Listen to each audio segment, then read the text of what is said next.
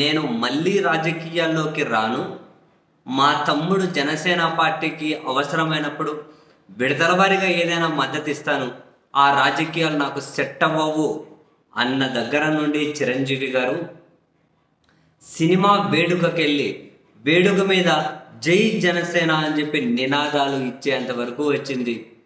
Prajarajyam party రూపాంతరం చెంది జనసేన అయింది అని చెప్పి స్టేట్మెంట్ ఇచ్చేంత వరకు వచ్చింది.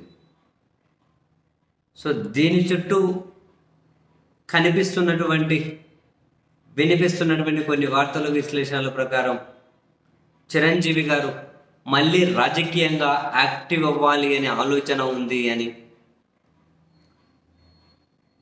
అండ్ జనసేన పార్టీని ముందు పెట్టి ఆంధ్రప్రదేశ్లో బలం పెంచుకోవడం కోసం ఢిల్లీ బీజేపీ వీళ్ళ అన్నదమ్ములిద్దరినీ కూడా వాడుకోబోతుంది అని కొన్ని రోజుల నుంచి వార్తలు వస్తూ ఉన్నది.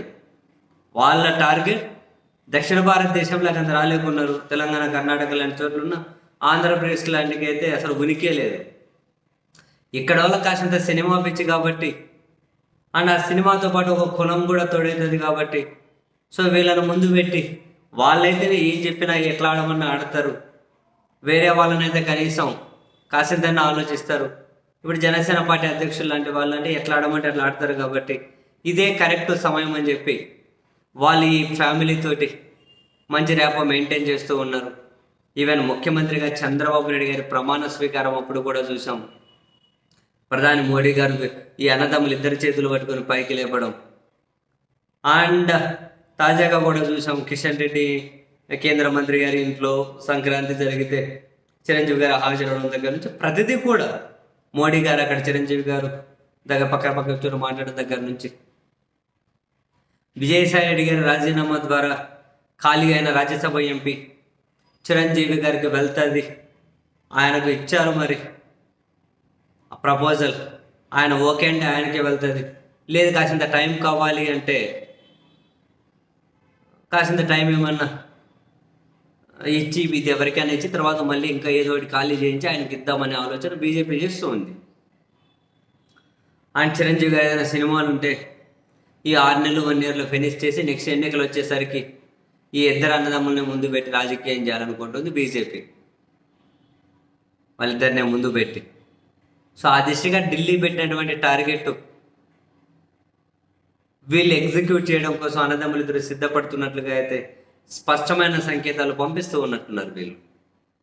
అండ్ మళ్ళీ ప్రజారాజ్యం జనసేనగా రూపాంతరం చెందింది అనడం వెనుక ఒకవేళ అప్పుడు ప్రజారాజ్యం పార్టీలో చిరంజీవి గారితో సన్నిహితంగా ఉన్న వాళ్ళు వేరు పార్టీల్లో ఉంటే మళ్ళీ జనసేనలోకి రప్పించే విధంగా కూడా ఇటువంటి స్టేట్మెంట్లు ఉపయోగపడతాయని చెప్పి వాళ్ళు భావిస్తూ ఉండొచ్చు.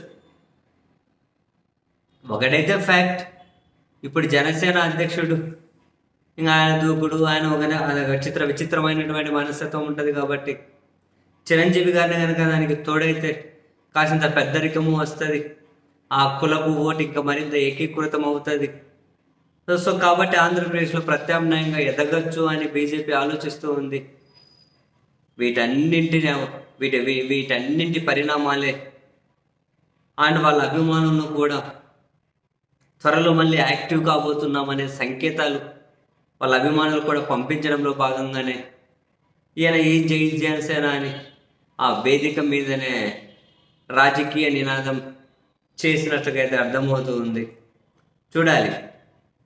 సో మళ్ళీ ధైర్యం చేసి ప్రత్యక్ష రాజకీయాల్లోకి వస్తారా, లేకపోతే ఎందుకులే అని చెప్పి మళ్ళీ ఏమన్నా వెనకడిగేస్తారా? ఎందుకంటే ఢిల్లీ అయితే ఇప్పుడు మొత్తం అంతా వాళ్ళదే ఉంది కాబట్టి హవా అంతా ఆ ఢిల్లీ పెద్దలే వీళ్ళని నడిపిస్తున్నారు కాబట్టి ఢిల్లీ పెద్దల్ని సాటిస్ఫై చేయడం కోసం ఏమైనా యాక్టివ్ అవుదామని చెప్పి ప్రయత్నాలు ఏమైనా రాజకీయంగా చిరంజీవి గారు చేస్తారేమో చూడాలి మరి.